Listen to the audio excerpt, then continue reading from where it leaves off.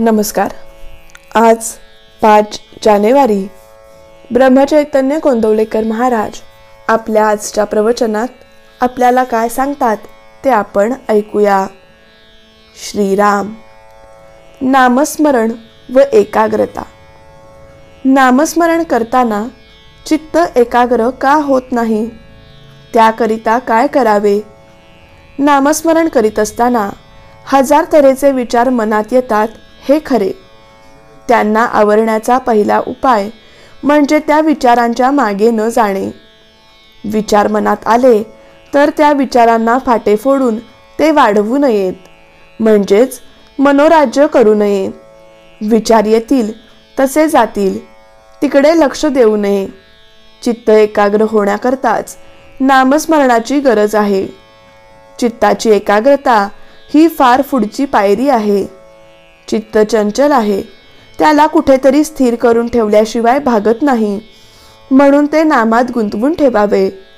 नामस्मरण करीत असताना ते नाम आपल्या कानांनी ऐकावे, म्हणजे एकाग्रता व्हायला मदत होईल।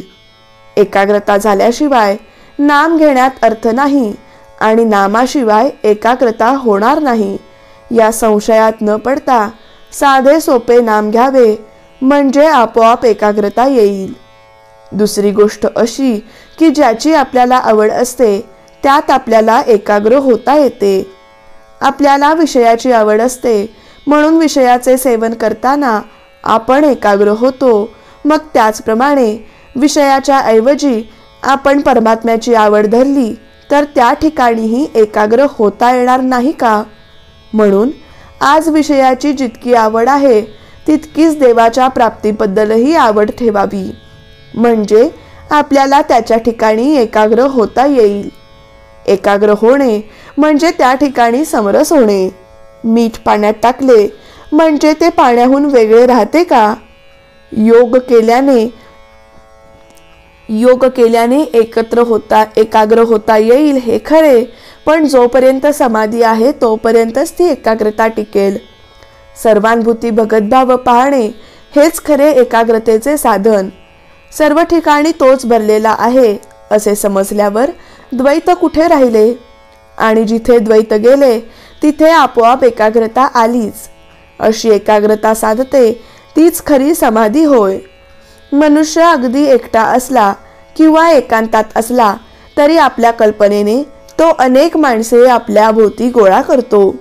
विशेषतः विद्वान लोकांना कल्पना जास्त असतात, तेव्हा कल्पना करायचीच तर ती भगवंताविषयी करूया।